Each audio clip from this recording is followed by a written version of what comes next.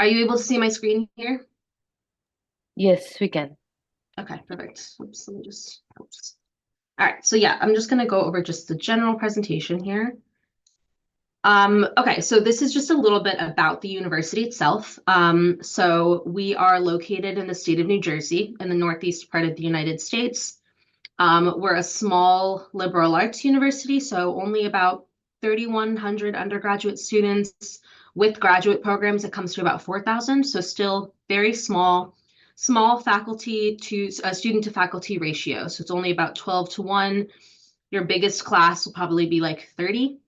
So it's a small university. I graduated from Rider in 2023, so I can kind of attest to that size as well. And then our top countries of origin, our biggest one is definitely India. And then we have a lot from Western Europe, China. And because we're Division One, we have a lot of international athletes as well. But we represent over 65 countries, so it's very, very diverse. Just remind me, do you guys work with just undergrad or also grad? What's the main demographic?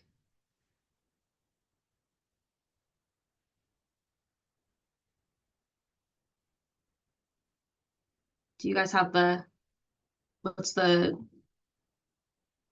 oh, both. Okay, sorry, I didn't see the chat. Okay. Okay, great. So then I'll go over both things. Yeah, so these are all of our undergraduate majors. We have over 90 available kind of across the board. I would say primary international student interests will be things like computer science or business programs, sociology, health sciences, and then we have very strong education programs as well. And then we have a couple of fifth year graduate options also available. So you can come out with a master's just after one additional year.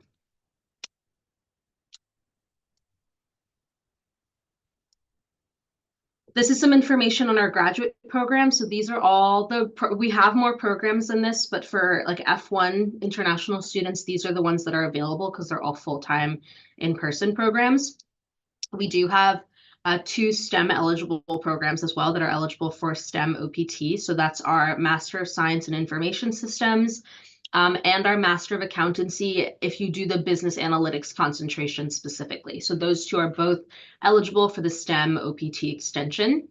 And then we have dual degree program options, which are like the MBA with the MSIS or the Master in Accountancy with the MSIS. Both of those can be done as dual degree programs. If your students that you work with are coming from only for the business programs, this is available. But if they have only three, if their bachelor's degrees are only 3 years, if they apply for one of the business programs, we do have a bridge option. So what they would do is they would get admitted to the program, and then their first couple of semesters, they would spend basically just making up the credits to get to what we consider a 4 year bachelor's degree, and then they would just get phased directly into the graduate program. So we would still consider them having received a full bachelor's degree. They would just make up some of those missing credits.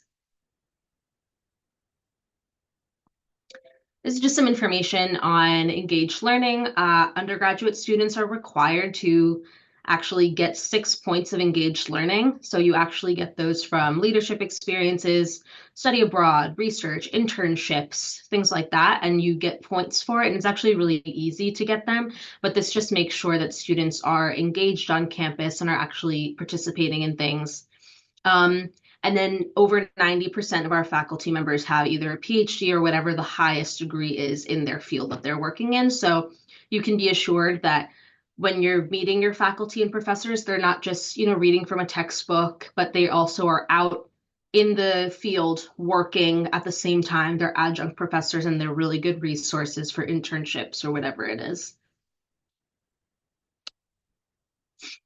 Just some general information. Obviously, this is not rider specific, but we do allow CPT, curricular practical training, for our international students. For the undergraduate students, they can start it after a full year of studying, and then graduate students can do day one CPT if they get an internship opportunity. We would just have them register in an internship course, and then they'd be okay. They'd be able to do either a paid or unpaid internship for up to 20 hours per week.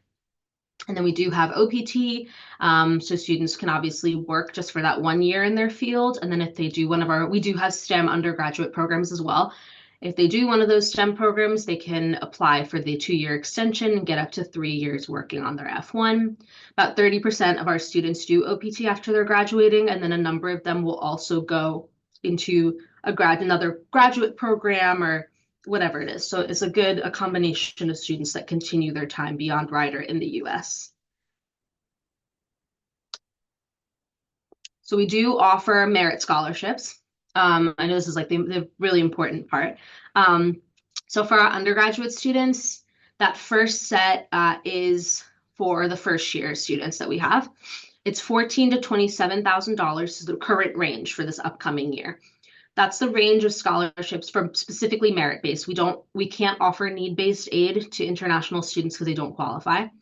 There is no separate application for merit scholarships. As soon as we receive their application, review their grades, their GPA, we will automatically determine which scholarship they're eligible for. The $27,000 one is the only one where you require test scores, so SAT or ACT scores, and you need a minimum score amount. All of the rest of them, the other 14 to 25,000, were test optional, so you do not have to submit SAT or ACT scores if you do not want to. We do, and then on the transfer side, we do offer transfer scholarships as well. The transfer trustee scholarship, that's the full tuition. That one is only open to students that are transferring from a community college in the United States. So if they're transferring from an institution in India, for example, they would not qualify for that scholarship. But we do have another range of merit scholarships, $12,000 to $20,000 per year for 2 years they qualify. And then we do also have graduate scholarships, again, automatically awarded based on your GPA, and then that amount will range, and it will be based off of how many credits they're taking per semester. Then in addition to those, we have a couple of other grants. So all undergraduate international students will automatically receive the $3,000 Campus Connection grant, which goes towards room and board, so meal plan, housing, things like that. You don't have to apply for it, it's automatic. All graduate students will automatically receive the $2,000 travel grant, which goes towards tuition, because not all of grad students live on campus, though they can if they would like, but that will go towards tuition. Just a little information about career outcomes, opportunities for research, internships, whatever it is. 9 in 10 Broncs, so our mascot is the Bronc, get employed or go to graduate school or volunteer or whatever it is within a year of graduation. So it's a really high employment outcome. These are some of the companies that students have been able to get internships or jobs with, or, additional post-grad training in. Really, really big companies available. And because of our location in New Jersey, we're exactly halfway between New York City and Philadelphia. So it's really easy to get to major cities. We're located 15 minutes from our state capital in Trenton. So a lot of students have gotten internships with the state government. So really, really great opportunities. And if you have students that are interested in like sports marketing, sport media, we just signed a partnership with the New York Giants, which is a professional American football team here in the US. And so it's an amazing opportunity for students to actually work with a professional team, get the sense of what management is like, media, marketing. Really, I'm personally very excited about that because I'm a big Giants fan. So it's a really exciting partnership that we've signed. Just some information on some of the clubs and organizations we have. We do have over 20 intramural and club sports teams. So if your students are doing a sport at home right now and they want to continue it on a lower pressure level, they can do that as one of our club or intramural sports. We have over 150 student organizations, including an Asian Student Association, Indian Student Association, a lot of different multi-cultural organizations, Model UN, which I know is very popular internationally, and then a ton of really amazing events and traditions that take place every year that I love and I'm always very excited about. We do also have Greek life, like fraternities or sororities, if students end up being interested in that once they get to campus. And this slide is just about our international students specifically. So when they arrive, we kind of are with them pretty much from the second they get here. We actually, when the students arrive, we pick them up from Newark Airport, bring them back to campus, help them move into campus. The next couple of days of that week are always going to be like orientation days. They get to meet all the students, meet faculty. The president of the university is always there. And then we take them to Target, which is like a department store in the US, so they can buy like bed sheets, travel adapters, all kinds of stuff. And then always the Friday of that week, we take them to New York City for a day trip so they can see the Statue of Liberty, One World Trade, Times Square, which is like, it's one of my favorite parts of the year is getting to see the international students see the Statue of Liberty for the first time. And then we take them on all of these trips that we take them on throughout the year are free for the students. They don't have to pay. Typically in like October, we'll take them to a local farm so they can go apple picking, roast s'mores over a fire, get pumpkins. So very like quintessential Northeast US experience. And then always in the spring, typically in like March or April, we take them to Washington, D.C. To see the Cherry Blossom Festival. And then they can walk around D.C. and see the area, do some tourist sites, because DC is only like a 3-hour drive, very, very close by. We are a Division I school, so it's the highest tier of college athletics. We have 21 Division I sports, so even though it's difficult, obviously they're highly competitive teams. Even if students aren't student athletes, there's still a lot of energy on campus around the sports.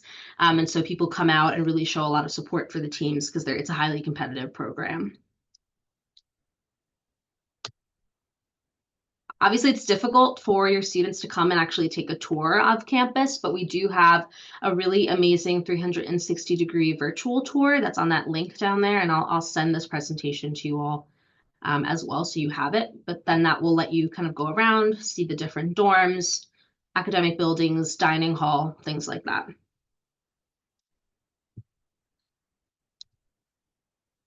And just a little bit about the location. Like I said, halfway between New York City and Philadelphia, I would say it takes about an hour, 15 minutes by train to get to each city.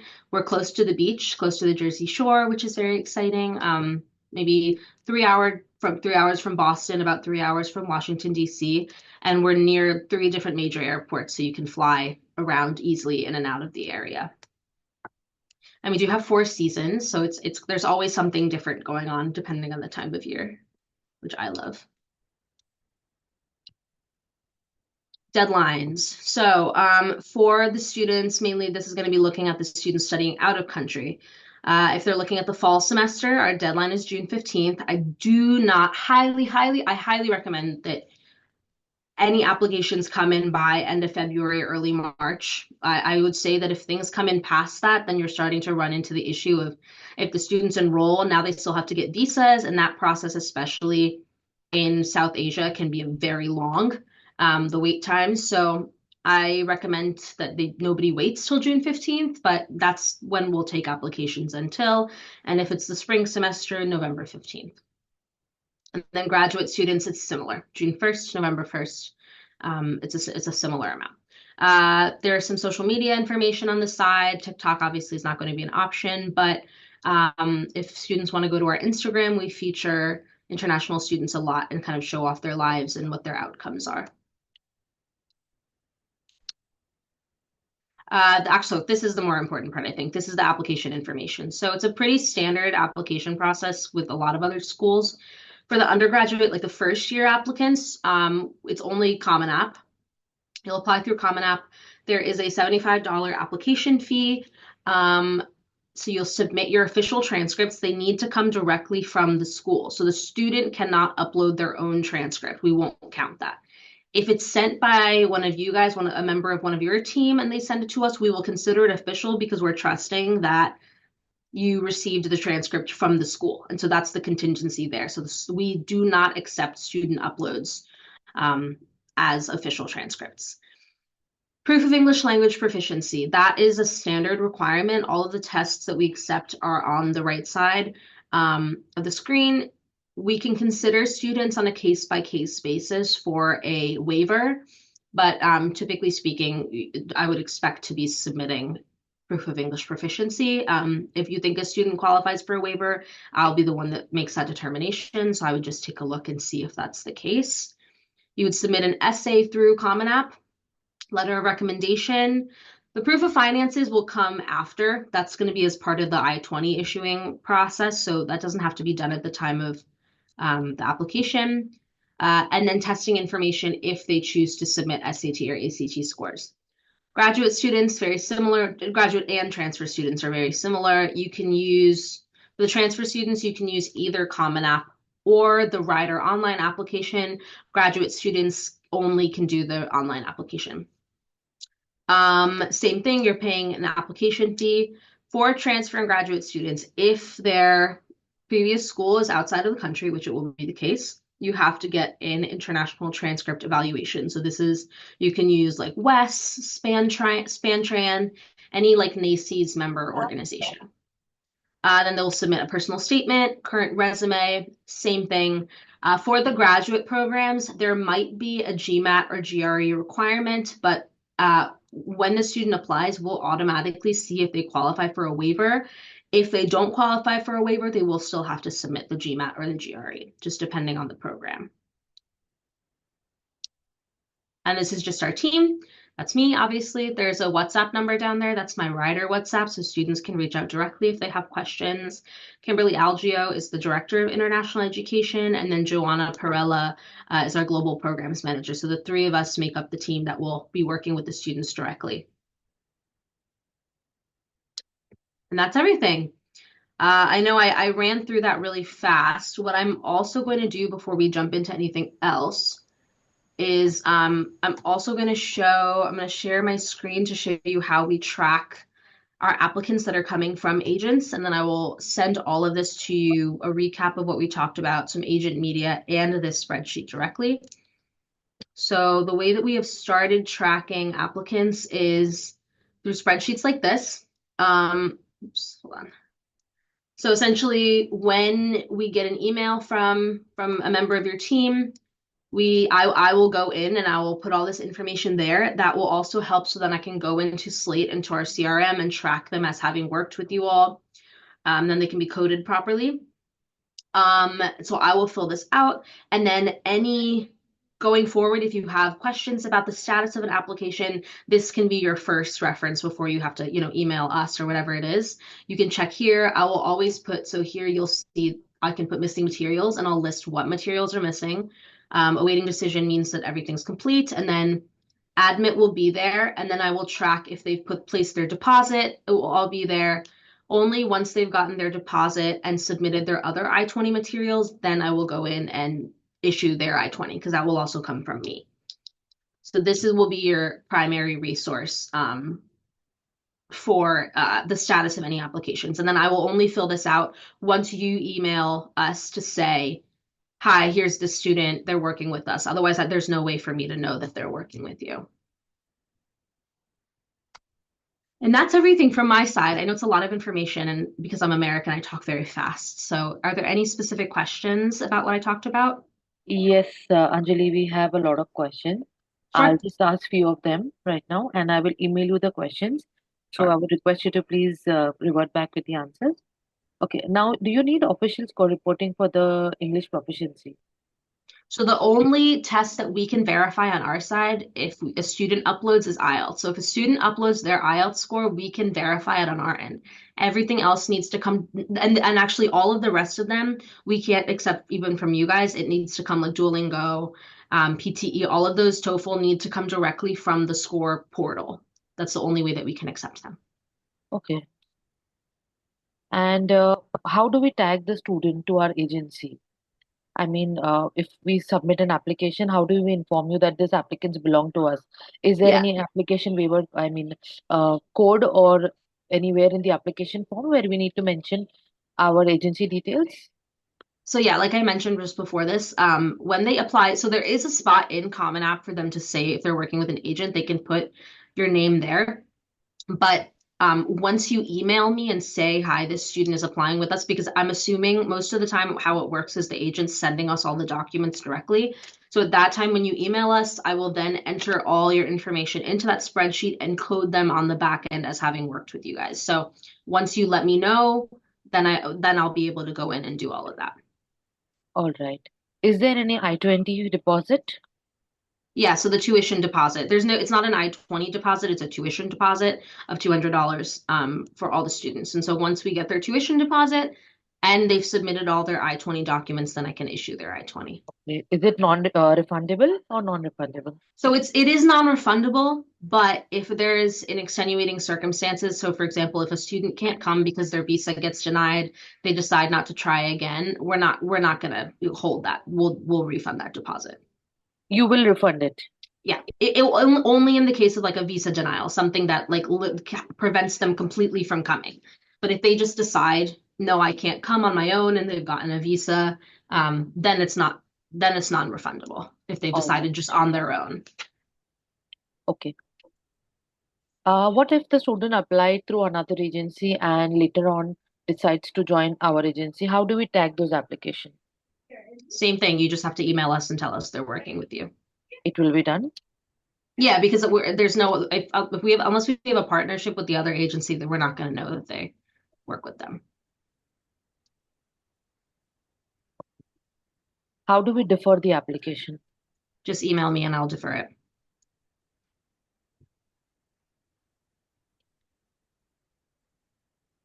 What is the percentage or GPA required for UG and PG? The minimum GPA for the undergraduate programs is a 2.5. If they're applying for a STEM program, like computer science, health sciences, biology, we look for a 3.0. 3.0. Okay. And what about postgraduate? For the grad programs, I believe it's also a 3.0. 3.0. Yep. And I do see that there's some questions. I'll do the ones that are in the chat Yeah, also. please, West go ahead. transcript of, yes, yeah. So all of this is the same that's on that slide that I mentioned about the application process. Yes, we require a transcript evaluation for transfer and graduate students. If they've done any university coursework outside of the United States, they do need, it doesn't just have to be West, it can be SpanTran, any NACES member organization, but yes, it's required. Transfer application, same thing, required. You apply through Common App, online application, and you submit a transcript evaluation. And all of that is listed on that slide. Okay. Do you accept transfer applications? That's what I was just saying. Yeah, we do accept transfer applications and all of those. It's through the Brighter Online app or the Common App, and you need a transcript evaluation. Okay. And application fee is for UG and PG both, it is $75? Yes, $75. Yep. What about backlogs? How many backlogs do you accept? What do you mean by that? Reattempts. Oh, Failure to reattempt. reapply? Yes. Well, once a student's been denied, they've been denied. That's Not there's not no, the yeah. visa. If while studying in the college, if they take a reattempt of any subjects where they fail, so Oh, how for many the numbers of actual, backlogs? okay. I mean, they can usually take it one additional time for courses. Yeah. Only one. No, so in total, how many backlogs do you accept from a single student Are you in talking the about once they're already enrolled at Rider and taking in courses? their degree, what they have pursued here in India? So if they take a course and they fail it and they take it one additional time, we'll only look at the time when they passed it. If they take it 3 times, then we're going to take all of those as. But if your student has done their transfer, if they're doing a transfer or grad, they're going to submit that transcript evaluation. So at that time, we'll just take whatever the GPA is on there because Wes or whoever has already done that calculation for us. So you're saying only one reattempt for one subject, or Correct. Each time. Yeah, overall because overall one? well, if they, no, per subject, if they took one course one time, then, and then they take it again, we'll count the second attempt. If they failed 3 courses and they take each one additional time, we'll look at those. But if they've taken a course 4 times and they failed 3 times before, I think it's logical to assume that we would look at that and Yeah. count those other attempts, right? All right. Like you mentioned about 3 years bachelor's degree, if a student has a 3 years bachelor's degree, they cannot apply, right? It's only the bridge option available for them. So they can apply for the business programs and the bridge would be applicable. If they Only only did a bridge. with the bridges for the graduate programs, but only the business ones. If they want to do like the clinical mental health counseling program, they would not be eligible. That one you need a 4-year bachelor's degree for. But if they've done a 3-year program and they want to do like the MBA program, for example, then yeah, they would be able to do it as long as they're admissible. And then they would just come in as an MBA student, but they'd spend the first 2 semesters making up the coursework that they haven't done. All right. Do you need any math test for the undergraduate? We are going to look at the full transcript, high school transcript that they've given us. So yeah, they will need to take at least a couple units of math, particularly if they are in looking for a STEM program. But normally the regular high school curriculum in India is fine for it covers all of that. Yeah, on-campus housing is mandatory for the first 2 years for undergraduate students, for first-year undergraduate For students. first 2 years. Yeah. And I would recommend that anyway. It's going to be pretty difficult once you first come to the US. If you live off campus, it's going to be hard for you to adjust. Okay. What is They the come, duration of the program for undergraduate and postgraduate? undergraduate programs are all 4 years. Okay. And then graduate programs can be done in 1.5 to 2 years. If they do a dual degree, it might be 2.5. It just depends. The clinical mental health counseling program is meant to be done in 2.5 to 3 years. Okay. And what is the turnaround time for the offer as well as I-20? 2 to 3 weeks for the application to be reviewed and the decision to be issued. Once we receive all the I-20 documents, the deposit and everything, it turns around within 4 days. I-20 is 4 days. Mhm.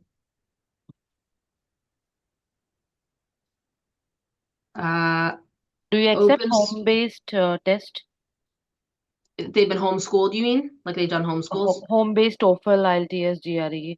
Yeah, as long as it's an official TOEFL test and we get the score from the TOEFL portal, it's fine. It just needs to be like an official test. We can't take student uploads of things.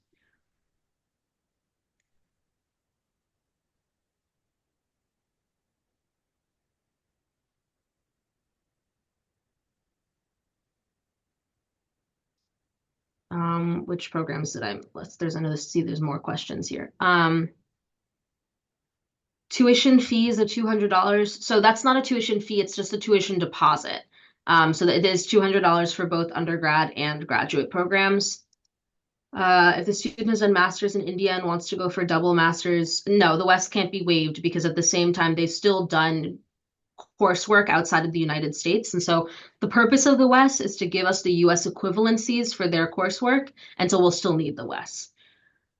All right. Financial documents not required at the time of application. That comes at the time when we need it for I-20. If they want to submit it up front, they can, but they're just not going to know the final amount of proof of funding until they get their scholarship offer. All right. How does a student knows whether they have received an offer or a rejection? They'll get an email and then their acceptance letter Okay. because all the applications are done through an Do application we portal. get an email too? No, you're not going to get the email because it's when you even if you're submitting the application on the student's behalf, it needs to be through the student's email. So they will receive an email notification and their acceptance letter. Ultimately, it's up to them to decide if they're going to notify you on that. Okay. And what is the maximum gap allowed for undergraduate and postgraduate? Between undergrad and postgrad, you mean? No. If a student wish to apply for an undergraduate degree, and if the Yeah. student has any gap year, after 11th or 12th grade, how many Yeah. years of gap can be adjusted? How many There's years? no minimum or maximum amount. They just need to explain what the reason for it was. Same If for they were postgraduate? Yeah, same thing for postgrad. You just need to explain it and because we just want to make sure that they haven't taken any other coursework, any university coursework in between. But there's no minimum Okay. Do you or accept maximum amount. open school and distance learning? Is that referring to like having done high school at home or doing it just not in India, do you mean? So you don't accept? No, I'm trying to ask you for clarification. Are you Yeah, talking about it's like it's yeah. distance education where the student doesn't go and attend this college or school. Yeah, again, they need to just, Homeschooling as kind long of. as they provide a legitimate high school certificate or diploma, it doesn't matter where they've taken it. Because we're going to be asking what we need, because I saw that there was a question about mark sheets. If you submit the secondary and the higher secondary certificate, that's all we need. We don't need then the individual. As long as we receive like the official secondary exam, higher secondary exam, that's fine, or senior secondary exam, that's acceptable. We can calculate it from that. All right. Do you accept MOI? No, we need an official English exam for that. Okay. I can use the MOI to consider them for a waiver, but I cannot use it as the proof of English proficiency exam. Okay. Is there any maximum or minimum age limit for students to attend rider? No, anyone can apply. Okay. Uh, any work experience required for any of the master's program? No, you just submit a resume as part of it, and then we'll take a look at that. But they're not required to have any. Uh, do you need a LOR for the master's program as well? No, so for the master's program, it's you just need the resume, but you do need it for the undergraduate program.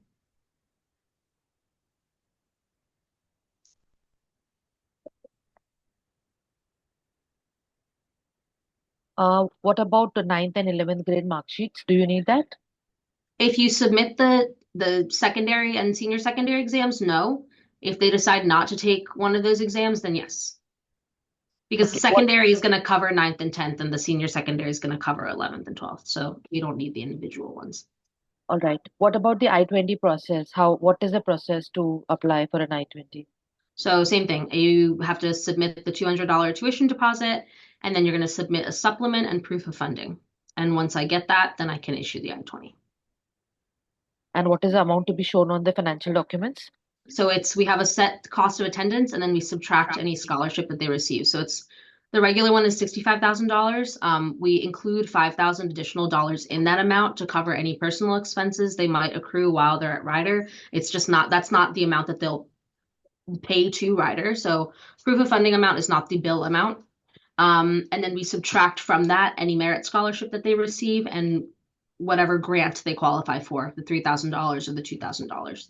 And whatever's remaining, what I will do in that spreadsheet, there's a column that says proof of funding amount. I will put the proof of funding amount that they need to show there for your reference. And it needs to be in readily available funds. They can give a combination of bank accounts if they want, but it cannot be like an investment-based account. So they can give a checking account, a student loan letter, that's all fine. It just can't be like a retirement account or something like that. Okay. Can a student apply if the student is in the final year, sixth semester?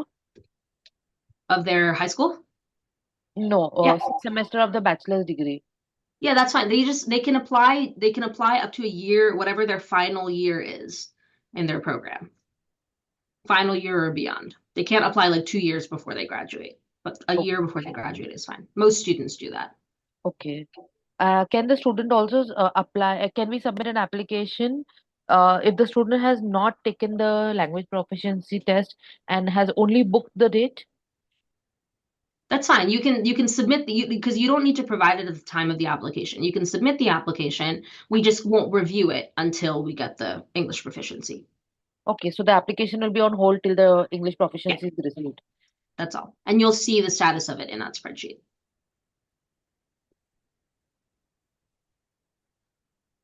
I'll go through some of these that is already went over the sixth semester mark sheets, went over the I-20 offer letter. Yeah, comes on the applicant portal. So they'll get an email that says there's been an update to the application. They'll log into their applicant portal, and then the letter or the denial letter, acceptance letter, and the scholarship letter will all be available for download on the portal. Did this Uh, one, did the I-20. Yeah, okay, we covered all of these. Anjali, what about can you come again with the total cost for masters and undergraduate, please? For undergraduate, it's 65,000 approximately. That's for this coming year. $65,000. Yes. And then you subtract from that any scholarships they receive. And a reminder, that's not their bill amount. Their bill will actually be lower, but we're required to include supplementary funds in that amount. And then for graduate students, it is going to be for the business programs, it'll be about 44,000. And then same thing, 44,000. we subtract any scholarship or grant they receive. 44,000 for the business programs. Mhm. Graduate business programs. Okay.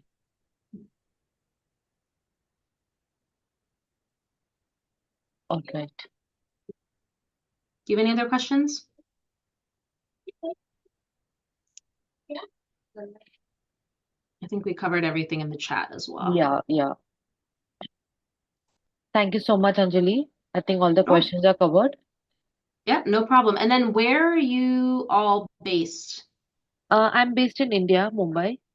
In Mumbai? Because Yes. I'll be in Mumbai the week of February 7th. So I can email you, but if you're interested Yes. in setting up an in-person meeting or something like that, we can coordinate that. Yes. Please email me your schedule and accordingly I can fix a meeting for you. Yeah, great, perfect. All right, yeah, if you don't have any other questions, I'll send you an email shortly with a recap of what we talked about, presentation, the spreadsheet, some agent media, and then we can go from there. Sure. Thank you so much, Great. Anjali. Have Have a good night. have a good day. Yeah, Thank you, team. bye-bye. Bye.